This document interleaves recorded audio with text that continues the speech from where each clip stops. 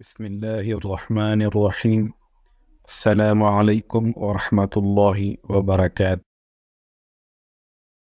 آج ہم جس واقعے کا ذکر کریں گے وہ ہے مرد مومن کی ثابت قدمی اور ایثار۔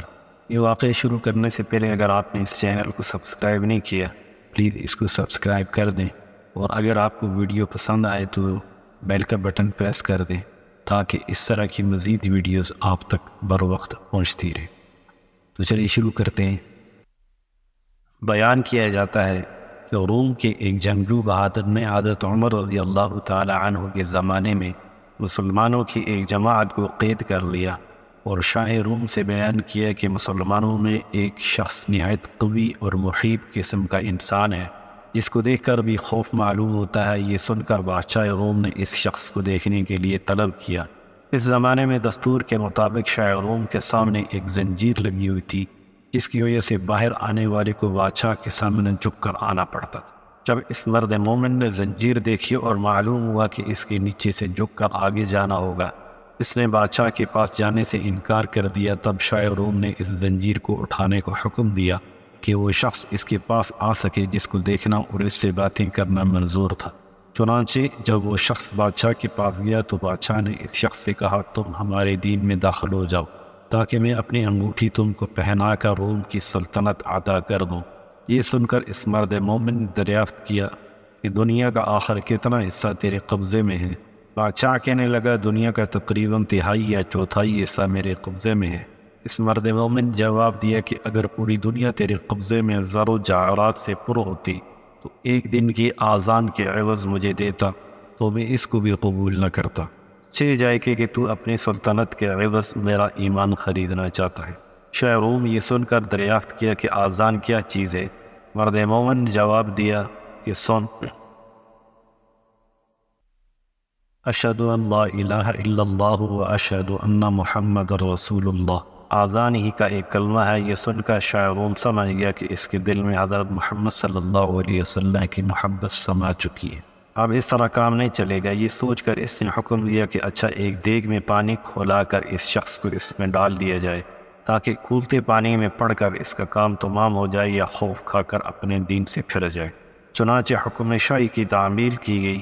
جب اس مرد مومن کو دیگ میں ڈالا گیا تو وہ بسم اللہ پڑھ کر داخل ہوا اور حکم الہی کی برکت سے دوسری جانب سے باہر آ گیا۔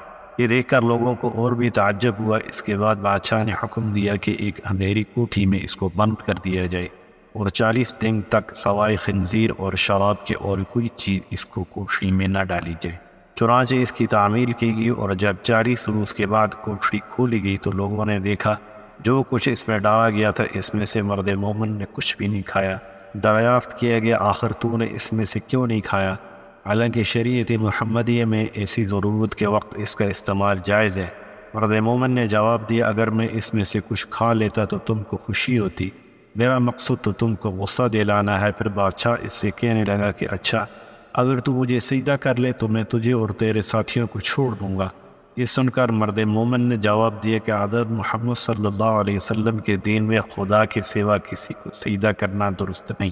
اس کے بعد شاہ روم نے کہا، اچھا میرا ہاتھ چومو تاکہ میں تم کو اور تمہارے ساتھیوں کو رہا کر دوں۔ مرد مومن نے جواب دیا کہ ہاتھ کا بوسہ دینا صرف باپ، سلطان عدل اور استاد کے لیے جائز ہے، دوسری کے لیے نہیں۔ پھر شاہ روم نے کہا، اچھا میری پیشانی کو بوسہ دو۔ تو اس مرد مومن نے جواب دیا کہ ہاں، یہ ایک شرط کے ساتھ ممکن ہے۔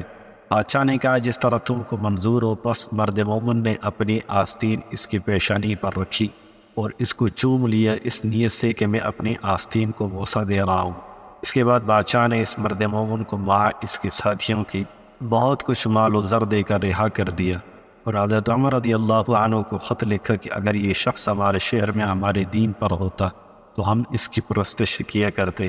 چنانچہ جب وہ شخص مرد مومن حضرت عمر رضی اللہ تعالی عنہ کی خدمت میں حاضر ہوا، آپ رضی اللہ عنہ نے حکم دیا کہ مال سب کا سب اپنے ہی لیے مخصوص نہ کر لو، بلکہ اس میں سے رسول اللہ صلی اللہ علیہ وسلم کے شہر کے لوگوں کو بھی شامل کر لو۔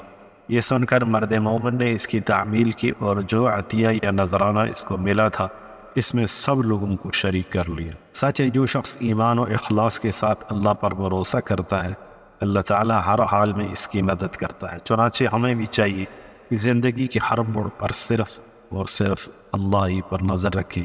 اللہ تعالی ہم سب کو عمل کرنے کی توفیق عطا فرمائے، آمین یا رب العالمین۔ والسلام علیکم ورحمۃ اللہ وبرکاتہ۔